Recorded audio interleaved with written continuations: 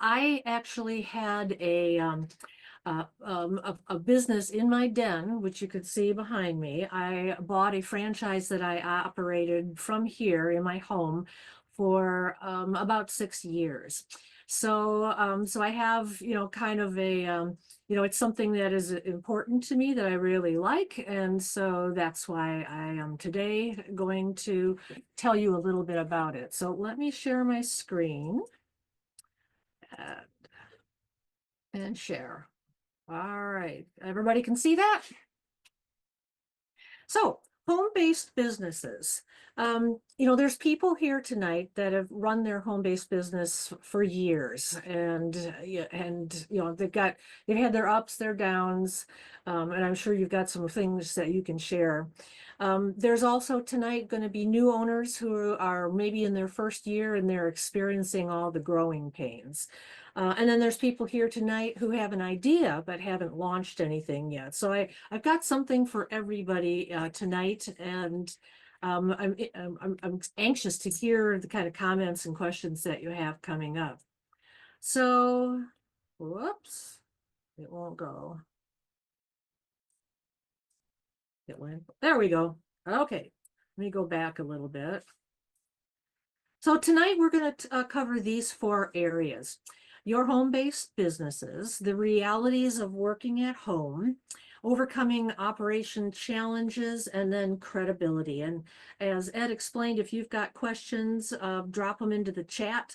And then I'm going to break after each one of these little chapters so that we can discuss what I had just discussed. So, you know, you're going to feel kind of isolated if you haven't had a home-based business before, but you're not alone. As you can see from these statistics, already 2 home-based businesses, 3 home-based businesses have started just from the time I started talking. It's probably more closer to 5 or 50 million home-based businesses in the United States right now. And you figure if you drive up and down your neighborhood, potentially 20 or 30% of those townhomes or those houses or those apartments has a business in it. And you don't notice it because it doesn't look like downtown, but it's literally, people working out of their own homes. Now, one good thing for home-based businesses is most succeed within the first 3 years, which when you look at only a third of the brick and mortar lasts that long. The annual revenue is very, very high that we contribute to the economy. And then, it's inexpensive to start a home-based business, in many cases for less than $5,000. And I want to put a caveat in there that you're going to need some money to start a home-based business. No matter what your business is, you've got to have some seed money. So just, don't think that, oh, under $5,000, I can do it for $25. No, not really. So we'll talk a little bit about that in the future. So our first category is your home-based business. Now, you've probably heard people talk about how, your business should be your passion.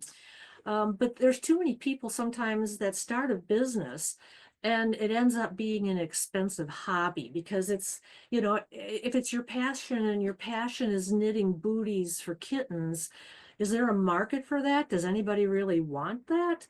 So your passion needs to also be something, a product or service that people actually are looking for. I've always said that, you could start a coffee shop across the street from a Starbucks, but you better have an entirely different, unique approach. Live entertainment, maybe a deli, art up for sale on the wall, a lending library. But, whatever you do, you need to be unique from your competitors. So that's something that we will discuss in a few minutes. And then the question, how much time and money is this going to take? It's going to take as much time and money that you devote to it.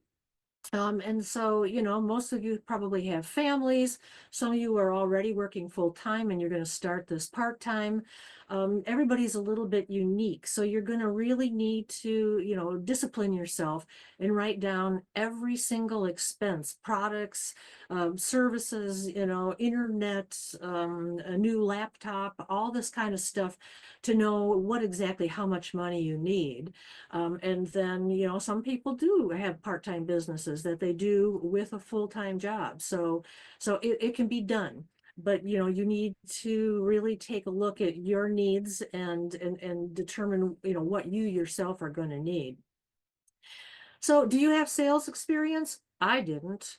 You don't need an MBA, but if you're shy or, kind of uncomfortable talking to people and you're not really a sales type, there's online classes. I personally took an online class in prospecting because while I could, they had a sales pitch that, the franchise taught us how to give, but I had no idea how to go out there and knock on doors and get people, when was the best time to email? When's the best time to call?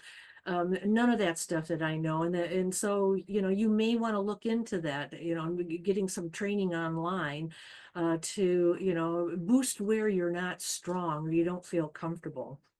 Um, your service or product may or may not need licensing and zoning. Every town and county and state is different. Um, so, don't try and fly under the radar, go down to your courthouse or whatever and ask, so that you don't get into trouble down the road. Some people too, when it comes to pricing, they want to really low the prices because they're afraid that, they won't get any business if they're not cheaper than their competition. But a lot of people, customers are thinking cheapest price, cheapest quality.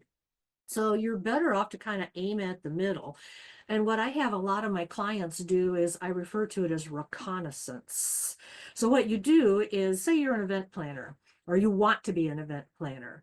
So you go around to other event planners that are in the neighborhood and you say, hey, I want to throw a retirement party for my dad. And, I don't know anything about event planners, but I think this is going to be too many people for me to handle alone. Tell me what your services are. What's this going to cost me? So, as long as you're doing that with people that are maybe not in your town, you maybe pick the next town over, you can get some information about kind of like where pricing is, what they offer, what they don't, by just doing reconnaissance and walking in as a spy. Now, I just had this question this morning with one of my clients, the go, no go decision. Um, you know, you may have started your business a couple of years ago. You've got clients and everything, but life has changed. Now, maybe you don't have enough time. Maybe I have two clients that had babies over the last 6 months, and things are totally different for their home-based businesses now that they've also got to work in childcare. Maybe you don't have enough money, maybe something happened in your life. And so maybe you've been in business for 3 years and your son's got a scholarship soccer scholarship to a big university, and you're realizing, looking at all the time that you're putting in, it's like, I'm not going to be able to go to any of his soccer games in his senior year if I keep up this pace. So it's okay to scale back the business. It's okay to close the business and maybe start in a year or two when life has changed and it's not a failure. You didn't, fail. You've done all the work and everything, and it's not bad. It's a good thing when you say, okay, well, home based means I got a family in there someplace that maybe needs me more right now. And you can always fire it up, later. You may decide, I'm 67 years old.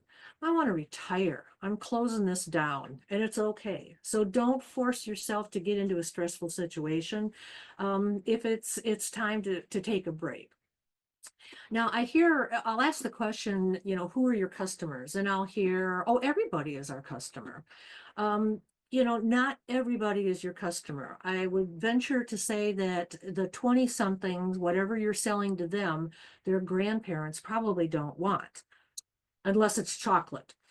But otherwise, there's specific people out there that will buy the service or product that you have. and there's others that are just completely not interested. So you need to, and as we talked, with Matt about the business librarian and looking at demographics that are in your area. One of my clients went to the library, did that, and found that the town that she was in, that she was, trying to find customers in, was really not where her peeps were.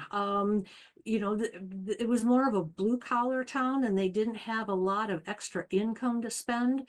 What she did find is 2 zip codes around her where the incomes were higher, the education level was higher, and they had disposable income that they could spend on golf or piano lessons for their kids. So you can get a lot out of a business librarian. And to be honest, is your product a need or is it a nice to have? Because that determines how and who your customers are. Word of mouth, I don't need to have marketing because, word of mouth is where I get all my customers. Well, it's the slowest form, and it's also you have no control over it. Now, I have seen on Facebook so many people that have put a post out that, I just went to this restaurant and it was the worst food I've ever eaten. The service was terrible. And then all of a sudden you see this snowball going on where there's other people commenting, going, oh yeah, yeah, they're terrible, they're terrible. And then someone will put on, oh, that's sad because I was going to try them out tonight. I guess I'll go somewhere else. So word of mouth can go south very, very quickly. So nothing like one angry customer to poison all your potentials. So you need to have a marketing plan, to make sure that your message gets out there, and that includes advertising. So that's done with our first chapter. Do we have any questions yet, Ed? Yes, we do. Okay. Hang on 1 second. Let me just get to the chat here. First of all, Michael Wu. Michael, you want to unmute yourself, please? Michael? Do you have a mic, Michael? Hi. Hi, Michael. Okay. Okay, great. Everybody can hear me. How are you? I'm Michael. Thank you. What's your question, Go Mike? ahead, Michael. Yes, I have a quick question. How to find a list of expenses that startups would usually encounter? There's a lot of stuff, of course. You could Google it, you could AI it, but it's everything. Like I'm sitting here, there's my internet. I needed a higher speed internet. I have a laptop and I also have a second monitor over here. There's subscriptions, for example. If you subscribe to a particular software that maybe you need, just think of everything. You're going to need a business cell phone. Your business may need to have the name searched. You're going to need to start up probably a CPA or an accountant. You're going to want a lawyer. We won't get into entities tonight, but you've probably heard of, sole proprietor, partnerships, LLC, S corps, those type of things. That's probably going to take, some legal advice. So think of just all that kind of stuff. I do believe in scores. When you go to like the score, there'll be a thing for resources, and you can search through articles and templates and all sorts of stuff that SCORE provides on their website and also on ours, where you might find a checklist, like a checklist for starting a new business. And you can just Google that. So, yeah, there's material out there, but if you just sit there in front of your laptop and think, what do I not have now that I'm going to need to make my business go? All right. Thank you very much, sir. Sure. Okay. Okay, next person has got a question is Lois Moore. Lois, do you want to unmute yourself, please? Hey, good evening. How are you doing? Hi, Great. Lois. I want to know, can you sell your business? And if so, how can you sell it? Oh, you were breaking up, Lois. Can you just try again? I was saying that, can you sell your business? And if so, how can you sell it? Yeah, that's a difficult one because, for example, I was trying to sell my franchise at the end of 6 years, and the franchisor bought it back, the territory and all that. You know, some businesses have inventory, they've got equipment, that type of thing. In my case, because I was marketing a service to other small businesses, I didn't really have anything to sell except for my client list. So sometimes it's more difficult to sell a home-based business, but it really depends upon, what it is and what you've got. You may need to find, like a private buyer, but you also can go talk to a real estate agent, which I did. And say, this is what my business entails. And if it's a real estate agent that deals in selling businesses, they'll help you out on that. If I had a McDonald's franchise, okay, now I've got a building, I've got, a whole kitchen, I've got, employees and stuff, but you don't have that, with a home-based. And, somebody like a real estate agent or a broker has to sit down and find the value of things that would make your business saleable. Okay. Very good. All right, William, thank you. William O'Connor, do you want to go ahead and unmute yourself? Ask your question. Oh yeah, I just the idea of the online sales courses sounds like a great idea, something I could really use. Do you have any suggestions where I would start to find a course like that? I want to say that the course that I used, I want to see it just popped up in my email, but if you just, do a search on it, there's a lot of them. I didn't pay too terrible much at all on it. There's a lot of gurus out there that, just be real careful on the prices, and look for reviews. Oh, okay, thank you. Great. All right, folks, any other questions out there before I turn it back to Sue? The good questions, guys, keep them coming. All right, Sue, I think you're ready to go back to it. All righty. So, number 2, the realities of working from home.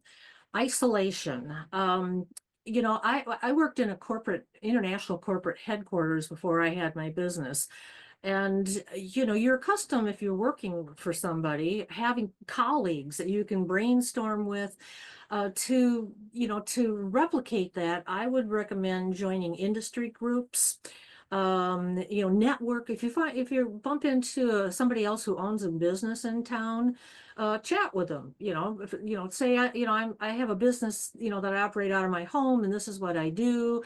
I'm having problems knowing where to market. How did you find your customers? Just get sort of an information type of conversation going. Facebook groups, there's Facebook groups for everything you can possibly imagine. And then chambers, Chamber of Commerce, on their websites, they often print their directory of members. And that's valuable. Like, say you're looking for a CPA who works with businesses, or an accountant who works with businesses. That's where you're going to maybe get some contacts of people you could outsource to help you out. And also, too, maybe some people to network. I really don't, I have some questions about a small business, that's in a home, actually joining a chamber of commerce. I know was a member of 2, but a lot of the businesses that are in the chambers tend to be brick and mortar. And so sometimes I didn't feel like I was part of all that, because I had a different business structure. But they had some, things that were good. Like, they had like speed networking nights, which is kind of like speed dating. But, they are very expensive. And in the beginning, you probably aren't going to have that kind of money to spare. So maybe something down the line, but it is important to stay current in your market. And I'll give you an example.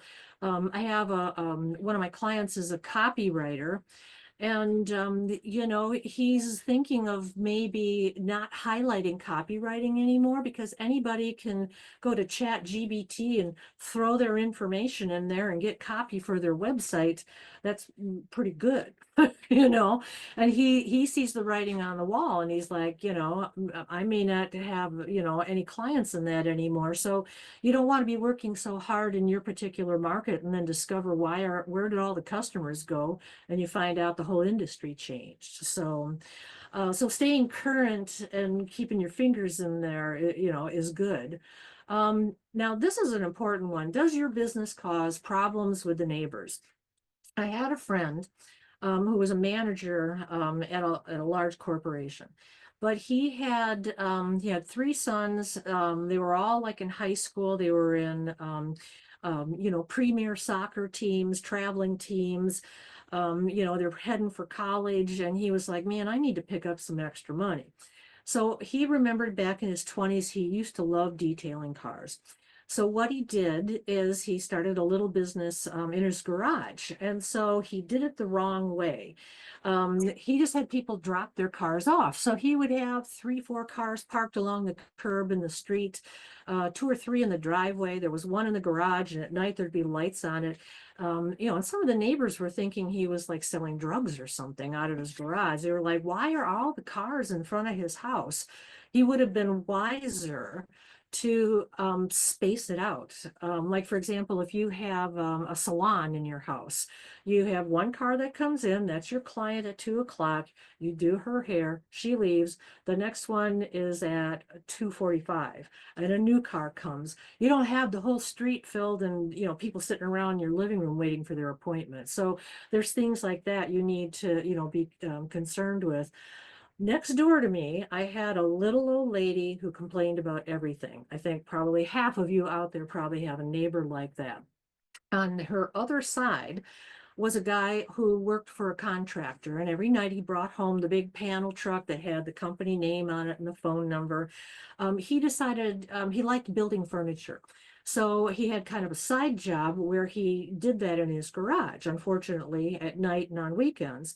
So she went crazy because, you know, she could hear sawing and all this kind of stuff. And so what she did is she got the phone number off the side of the truck, called his boss, said he was the worst person in the world and he should be fired. So think about your neighborhood and what kind of business you're running. And, you know, is this going to cause a red flag with neighbors? More realities, family and friend interruptions, that they, you know, I had a woman across the street who didn't understand that because my car was in the driveway didn't mean I was free.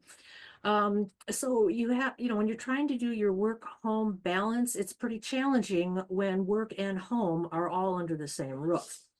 So the big thing is, you know, you got to get control of your schedule. Hire a sitter, shut the door to your workspace for certain periods of time. A lot of my clients will set hours for the job and then hours for the family. So if the door's shut, that means that I'm on a phone call. So you know, unless you're bleeding, you can't come in.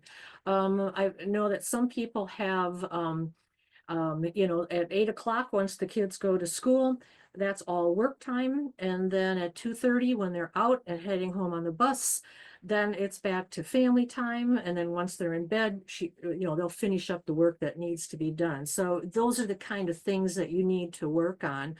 And you know, I do have some people who, you know, the family is restricting how large they can grow. I have 2 clients who in the last 6 months that had babies. One was a first-time baby, one was the 4th baby.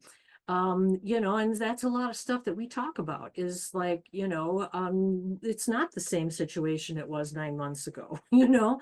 And so you yourself have to think, you know, what's changing in the family and, you know, am I happy now with the size that my business is? And I've had some clients who were afraid to market because they were afraid it would grow too large for them to try and handle. And so, you do have a tendency to sometimes overbook yourself to make everybody happy. And all that's going to do is give you a lot of stress. So I have here that I can take more questions, Ed. Let's see what we have in the chat. Oh, okay. Okay. I don't have anything new that's in the chat. Anybody want to raise their hand, folks, or put something in while we're pausing right now? Any comments or stuff that has gone over? If not, we'll let Sue proceed. I don't see any takers, Sue. So Okay, keep I'll going. jump into the next one. Yeah. So the Bixel Group corporate headquarters, which is behind me. And I talked before about distractions and things. I'm looking at a bank of windows, and that's what I could see my neighbor come across the street and up my driveway. So what I bought was a B2B, business to business marketing franchise from Our Town America. And I operated it out of my den. My daughter worked probably about 20% of the time, and she operated what she did, kind of the behind the scenes office stuff, from her den in a town 40 minutes away. We use the word group, and sometimes it's all image, because the Bixel Group sounds like a bunch of people work for this particular business. Well, it was me and 3/4 of my daughter. So I was accustomed to corporate America where I could hop on, the elevator and go up to the 3rd floor. And if I had a finance question, I could, ask the finance people, or go up to the 4th floor and talk to the marketing people. So I recommend that you do sort of a self-skill assessment. Because in the first few months, I faced the reality that I was the CEO, the CFO, the vice president of everything, and the sole salesperson. And yet I didn't have a skill set in all that. And I think for people just starting out in that first year, and also, people that are in the pre-launch, that's going to be kind of a big surprise for you. And there's people who've had a home-based business for a long time that are still struggling with that. So here's my cheat sheet. That column on the right, you've probably heard of Fiverr. All of these are websites that are designed for freelancers. And so, basically what you would do is, you would have a project, like say you needed a logo, and you'd put it out there. I need a logo, and this is what I'm willing to pay. And then different people would approach you online. They'd send you their portfolio, that kind of thing. You pick, which one you like the best. You'd have an agreement, and then they would do your logo. And I've had a client who spent, I want to say it was no more than $150 to get their logo done. It was real reasonable. I've had 2 clients that had their websites done. One of the clients was working with a freelancer in Thailand. The other one was working with a small little business in Sweden. So it can be international, or if you don't want to deal with time zones and that type of thing, then you can just put in there one of your qualifications is it has to be domestic United States, something along those lines. Because basically you can't know everything, and you need to know when to outsource. I outsourced a home-based woman for some bookkeeping and to do some Excel spreadsheets for me. A college kid who would pick up some extra money to do social media for you would probably be a godsend.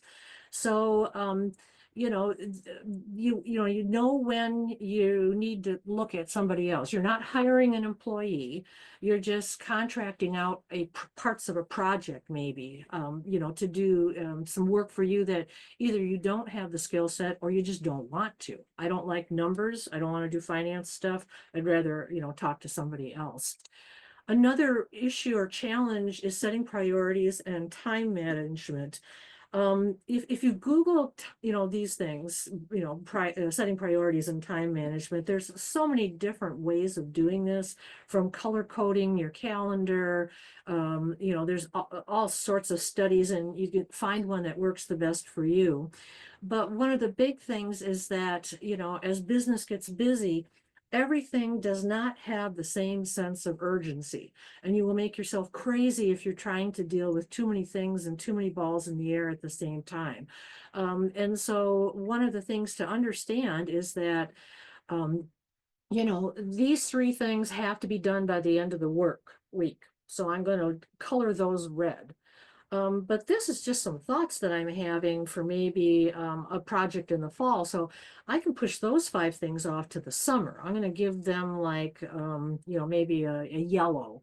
And then the green, those are things that, I need to get done next month in April before there's a big event that I have to be at. So those are the kind of things that really are important, and do get away from people who are, running the whole show themselves. Um, Laws and regulations do affect you, and it would behoove you if you're just starting out, or even if you've started out but haven't really explored this, just double check. There may be, things within the city or the county or the state, or if you're on the internet nationally, that could shut you down. So it's good to just check on those kind of things. And Ed is a specialist in this, food handling. I see on Facebook all the time people are selling wedding cakes, tortillas, big pans of lasagna. And if they're just doing it in their home kitchen while their dog sleeps on the floor and the kitchen's got the dishes from yesterday on the counter, all these food regulations are to prevent you from poisoning your customers. At the very least, there's usually a food handling permit. There is a cottage license for people so that they can be in farmers markets. If you really get going good, you need to do, you may have to do your work out of a commercial kitchen. It's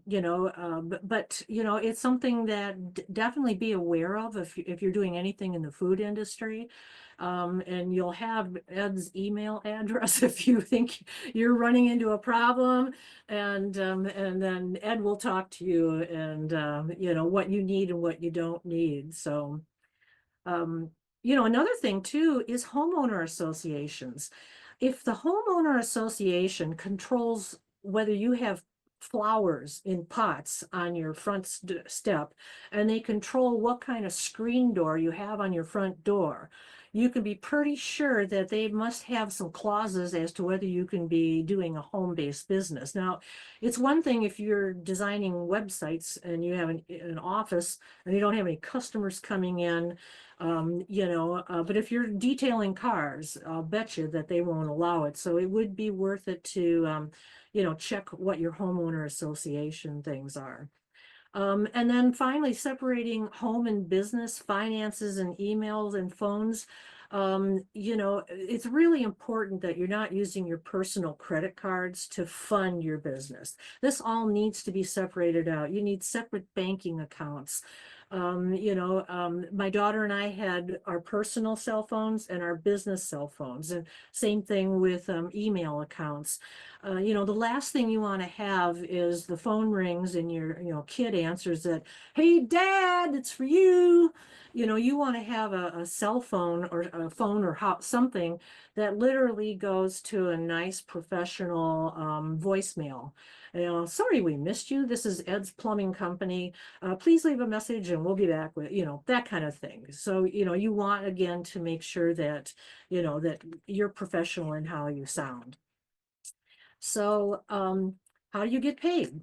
Well, the reality is you're probably not going to get paid in the first year, because you're going to have a need to grow that business, and to be, whatever profit you need, you're going to put it back into the business. One of the questions was about startup costs.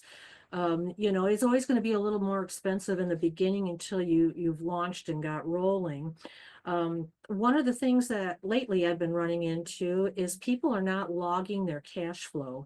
In January, I have a couple of businesses that I like to ask them, in 2024, were you in the red or the black?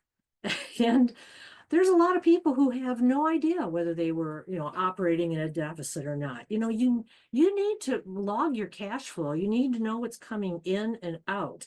Now, I'm not a math person. I don't even balance my checking account. So that was always what my daughter did for our business, is she monitored all that kind of stuff. And, she had QuickBooks, and she liked numbers. I don't. So, you can't set a price if you don't know what the costs are of everything, and so, you don't want to someday wake up and find out that you've lost your credit and you can't order supplies for your production line. And that production line could be all sorts of things, crafts, along those lines. So you need to really do that. I know it's not fun. Just do it every month, but start out in the very beginning by really watching your cash flow. The other thing is finding time for customers. Finding time to find customers. I hated cold calling, which is kind of important. And so, I just did on Tuesdays and Thursday mornings, that was dedicated to finding customers. Now, it could be me driving through my territory and knocking on doors. It could be, phoning them. It could be all sorts of different things. But if I didn't put it on the calendar, then I wasn't going to do it, because the franchise required that I do a lot of well, all of the marketing, I then had to sit with them once I got a customer and design the marketing, and a whole bunch of labor intensive stuff that was fun for me because it was very creative. It wasn't fun knocking on doors. So, I just had to mark the time to find customers, because if you don't have customers, you don't have a business. And along with that is making sure customers can find you. Are you searchable? I had a new client that had been in business for 5 years, and I couldn't find him anywhere. I had his name, I had photos of the outside of the business. I thought I was spelling it wrong. So finally, I asked, I said, aren't you, don't you have a website? Aren't you on Instagram or anything? And he goes, oh yeah. I'm like, well, I can't find you. Well, it turned out that they never checked to make sure that the name was actually in, where they could buy the domain for it.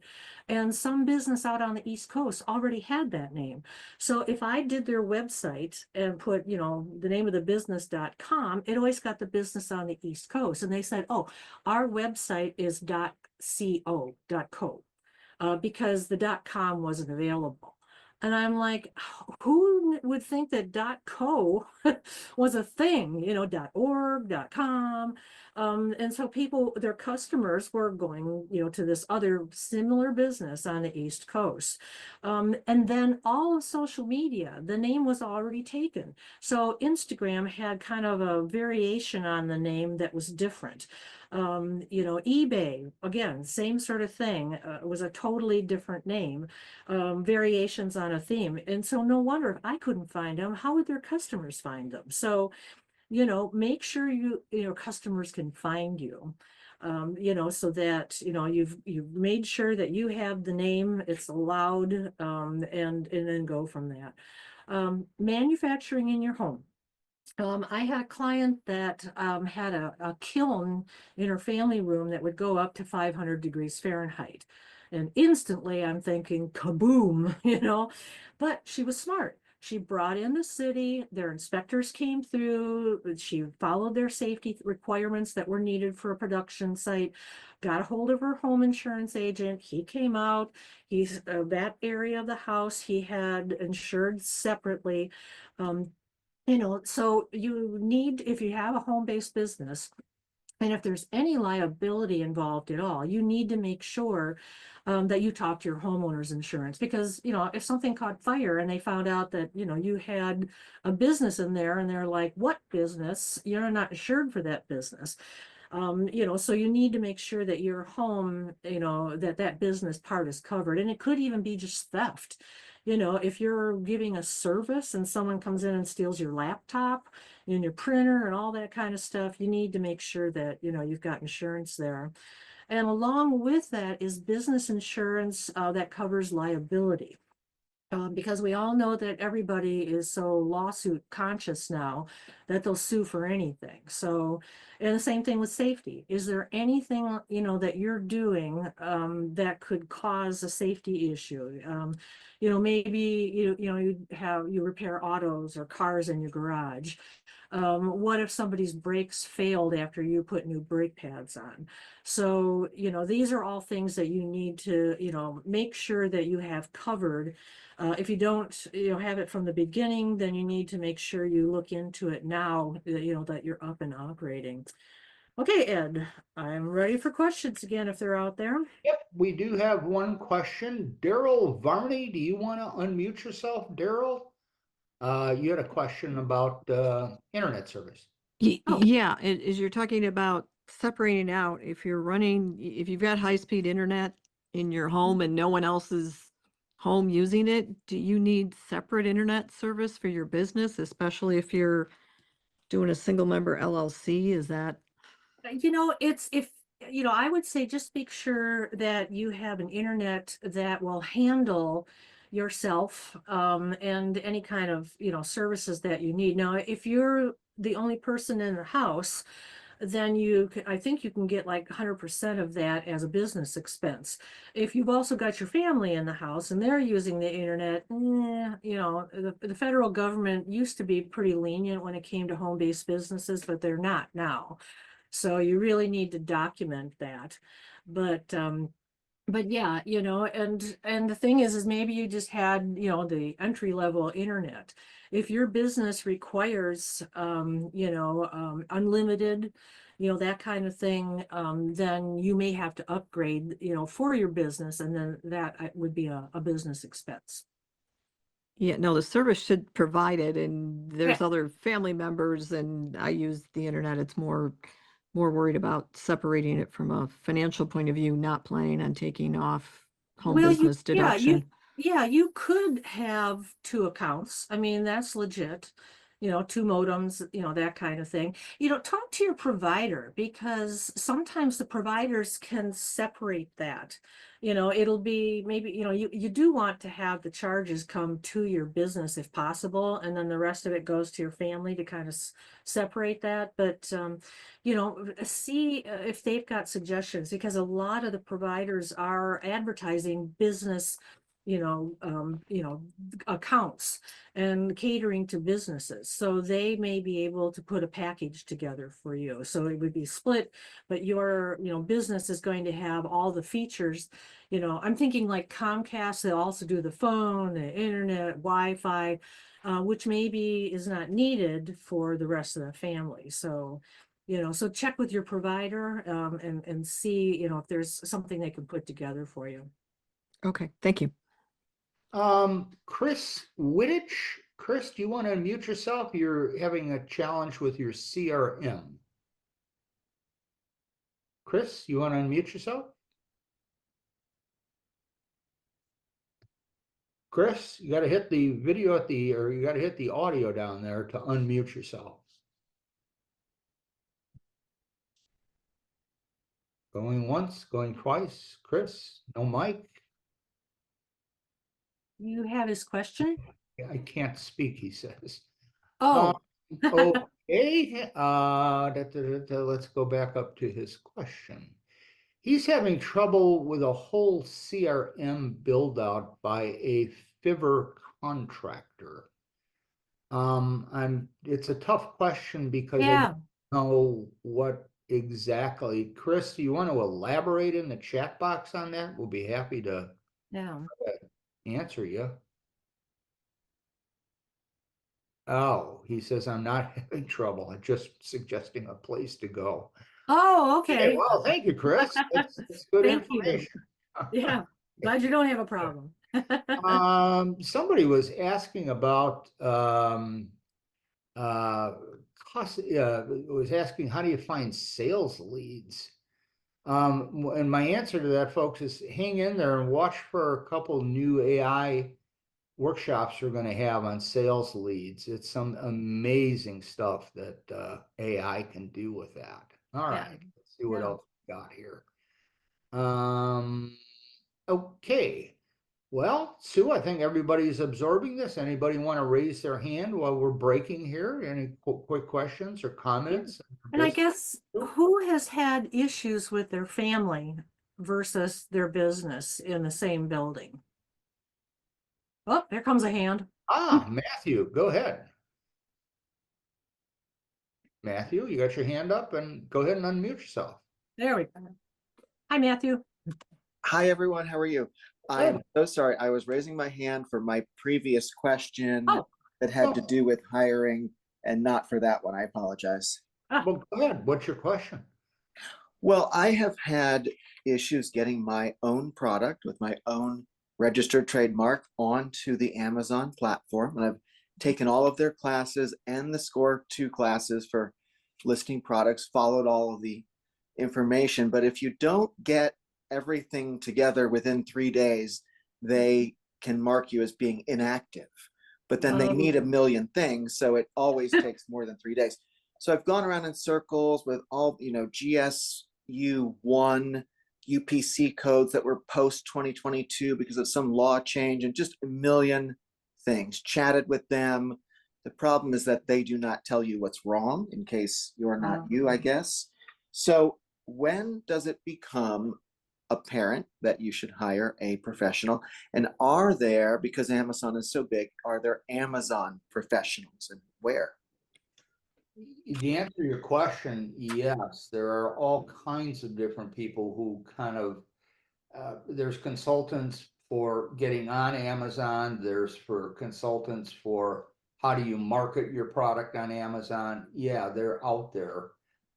You're just going to have to research them is the best advice I could give you at this point in time. Yeah, and they do know all the little ins and outs because we've had some webinars where it just sort of blew my mind away. It's like I never knew anything about that, and we've got some people that support our own chapter who have real specialty in social media that is just amazing. And I know I had someone who was trying to do a store in Facebook and was having real issues, and they loaned us one of their technicians who kind of walked her through it. So yeah, there's people out there, that can help. Matthew, I'm going to make a recommendation. Sure. You go to score.org and I want you to write this gentleman's name down. He is a SCORE mentor. His Okay. name is Greg Gruner, Grunn. I think it's N, it might be one N-E-R. He has his own business that he uses a lot through Amazon. So as a mentor, he might be a very good person for you to talk to. Yeah. But you gotta request a mentor, okay? Thank you. Before you go pay somebody, maybe we can help. Yeah, that's right. Tell them Ed sent you. And I see Chris has a hand up. Yes, Chris Johnson, go ahead and speak, please. Yes, good afternoon, everyone. My response was to Matt, because there are Amazon virtual assistants out there. I replied to his message. I don't want to take up the time here, but Matt, Matthew, I'm willing to work with you if you want. I think I found you on LinkedIn, professional beauty industry. Is that you? That's me. That was quick. I'll send you a direct message and then we'll see if we can work something out. What's your Awesome. What is your name? Chris Johnson. Chris. Okay, I'll look for it. Thanks, Chris. All right. Yep, you're welcome. Good, we got a little networking going here. Yeah, good. All right, one last question here and then we'll let Sue finish her up. Lois Moore, go ahead and unmute yourself, Lois. Lois Moore. Yes, I was Yeah. listening to the guy talking. What I think that if you have a problem, do you connect with the person to market it? So I just heard those two talk. If Kristen would be person of interest for me. Oh. So Hey, was you it kinda Chris? broke up, Lois. What did you say? I said so. Chris Johnson. Yeah, Be I think so. would be able to assist me. You want Chris to help you. Yes. I'm Okay, sorry, you my- keep breaking okay, up a my- little bit, Lois. Sorry. Okay. Yeah, My Great. question was, if Yeah, I have a make- product, who do I connect with? How could I connect with the right person to help me market it? Mhm. Mm. Do you have a SCORE mentor? Because that is something that SCORE mentors can walk you through. Oh, okay, yes, I do have. Yeah, we've got a lot of people who, you know, maybe they're retired now, maybe they still are working, but they have a background in marketing and can look at the particulars of, you know, what product you're marketing. One thing I would say, and I have mentioned this, is that, you know, what happens if you get an order for 150 or 200? Can you yourself do that? I mean, sometimes, you know, quick growth is, you know, what you want until it happens. So, you know, a lot of places are going to ask, can you handle a lot of orders? So it's something to keep in mind. Oh, okay, but I'm talk eyes on see, but you know who deals marketing. Sure, sure. Oh, Okay. yeah, there's all kinds of Oh. marketing too. So, you know, the sky's the limit, from social media to local, you know, a lot of stuff that mentors can help you with. So, all right, should we move on? Let's move on. Yes. Okay, Thank you, credibility. Sue. Oh, sure. Thank you, Lois. So credibility, you know, like I say here, there's that myth that you have to be an actual business with a parking lot and glass windows in the front and a door. Otherwise you're not legitimate. Now, it has helped a lot that, you know, since 2020, you know, Etsy, eBay, Marketplace, online stores have become very popular, and they're legit. And so, and you know, probably the majority of the stores that you see that are online are home-based businesses.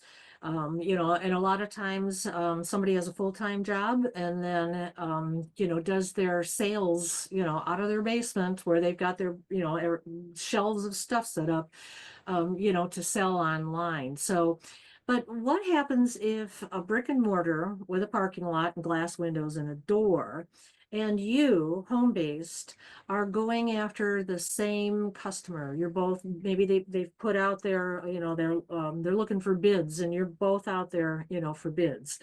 You know, this is where credibility comes in.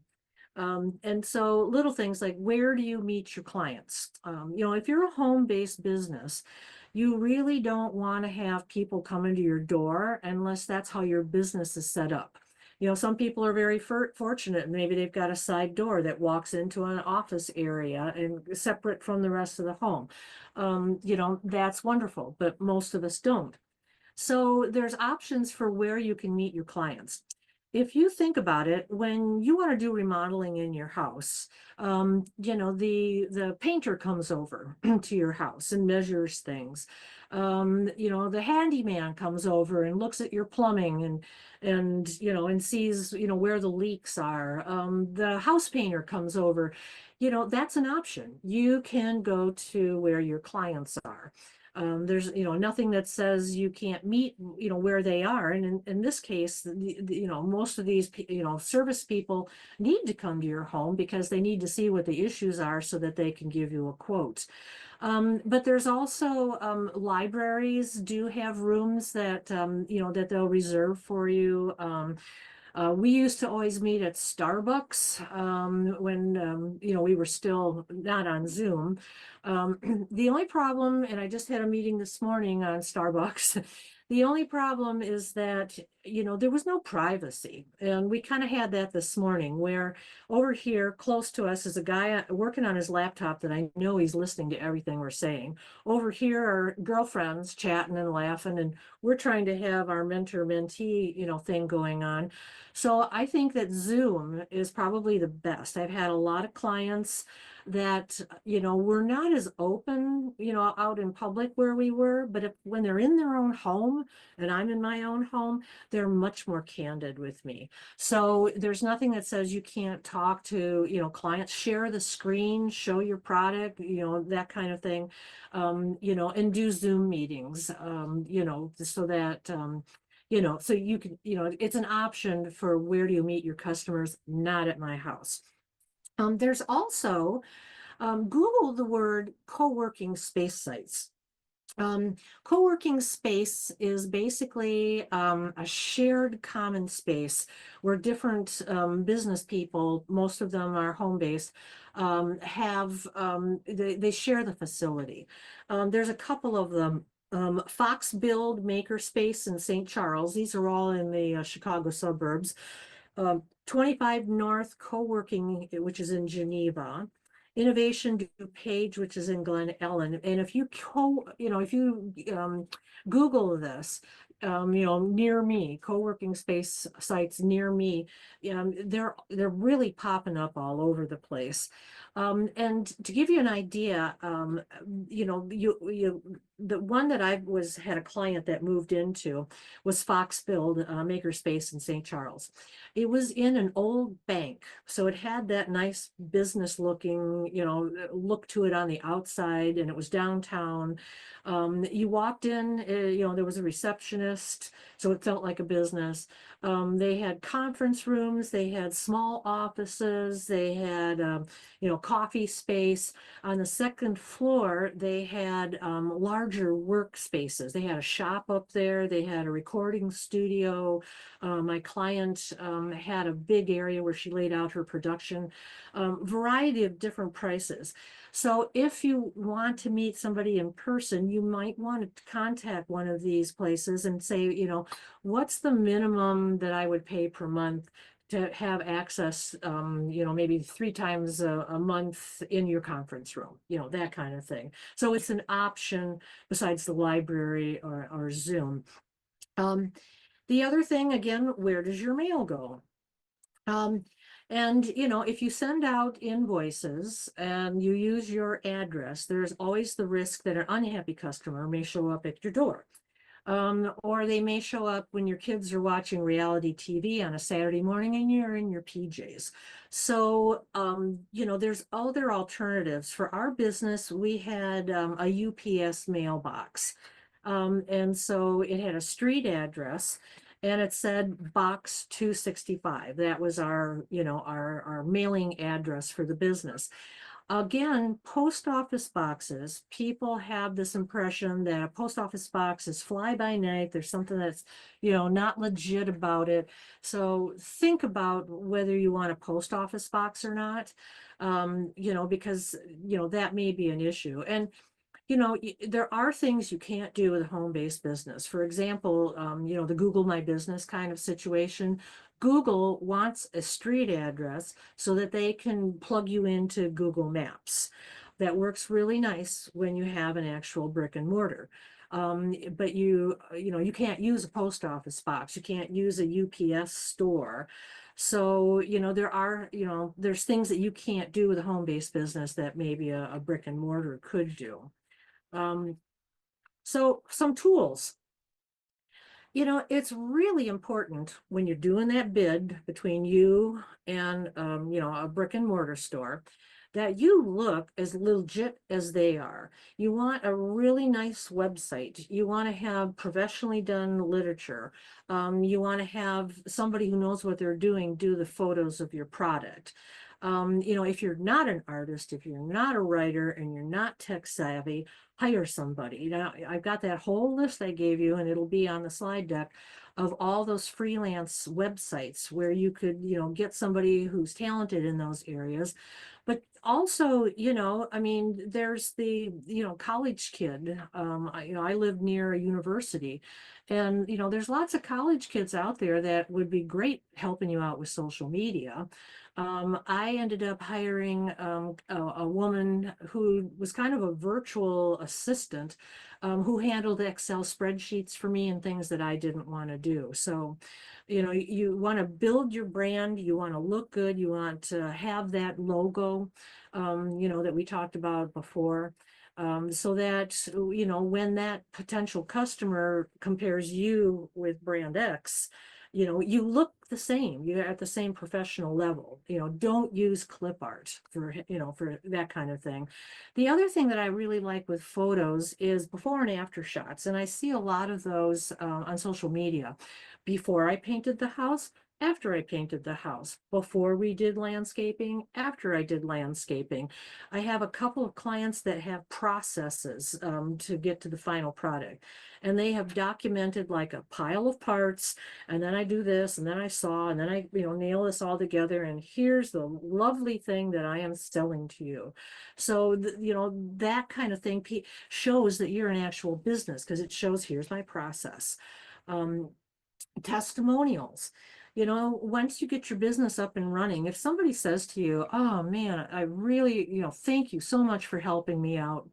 You know, I didn't know where to go and you really did help me out. The next thing out of your mouth should be, oh, thank you. You know, would you, you know, do a testimonial for me? I'm just going to use your first name and maybe the town you live in, if that's okay. Just a couple of sentences. It doesn't need to be a big deal, but, or references.